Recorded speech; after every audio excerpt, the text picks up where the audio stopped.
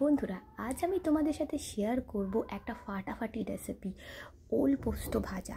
গরম গরম ভাতের সাথে এই রেসিপি থাকলে কিন্তু জাস্ট জমে যায়।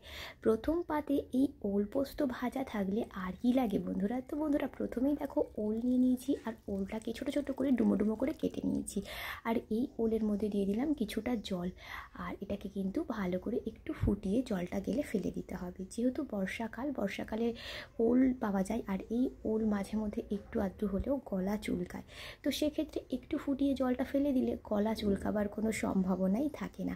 তো দেখো, আমি ভালো করে একটু ফুটিয়ে নিচ্ছি। আর টকবক করে ফুটে উঠলেই দেখো আমি জলটা ভালো করে এখানে চুবড়ির মধ্যে ফেলে নিয়ে নিয়েছি। আর ভালো করে ওলটাকে কিন্তু ধুয়ে নিয়েছি। আর অবশ্যই ওলটাকে কিন্তু বাজারের জিনিস ভালো করে ধোবে।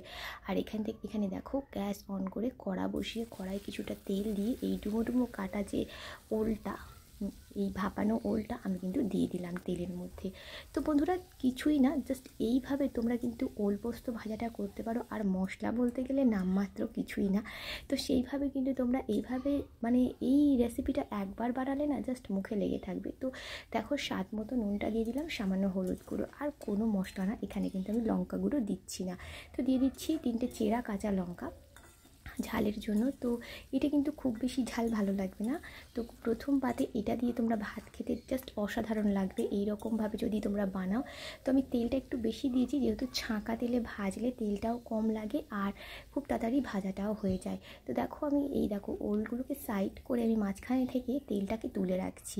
আর তারপর সামান্য একটু তেল রয়েছে, তার মধ্যে 1 চামচ পোস্ত দিয়ে দিলাম। তো পোস্তটার সাথে ভালোভাবে ওলটাকে নেড়ে চেড়ে নিলেই রেডি হয়ে যাবে ওল পোস্ত ভাজা। তো বন্ধুরা, যদি তোমাদের ভিডিওটা ভালো লাগে অবশ্যই কিন্তু আমার চ্যানেলটাকে সাবস্ক্রাইব করে দিও, লাইক কমেন্ট শেয়ার করো আর ভালোবাসা দিও। তো দেখো, রেডি হয়ে গেছে ওল পোস্ত ভাজা। আর পোস্তের পরিমাণটা তোমরা যে যেরকম দিতে পারো আর কি দেবে। এখানে খুব বেশি ওল ছিল না বলে আমি 1 চামচ পোস্ত দিয়েছি।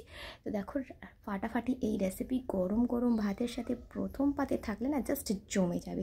তো বন্ধুরা, অবশ্যই ট্রাই করো। আর জাস্ট এই রেসিপির থাকলে আর 5টা রেসিপির দিকে তোমরা তাকাবে না, এতটাই ভালো হয়। এই বর্ষার আরও একটা সবজির মধ্যে ওল কিন্তু একটা গুরুত্বপূর্ণ সবজি, আর যেটা কিনা খাওয়া ভীষণ উপকার। আর এই ওল একরকমভাবে খেতে খেতে যদি বোর হয়ে যাও, এই ওল পোস্ত ভাজা করে একবার ট্রাই করতে পারো। তো বন্ধুরা, আজকের ভিডিওটা এখানেই শেষ করছি। দেখা হচ্ছে পরের দিন নতুন একটা ভিডিও নিয়ে।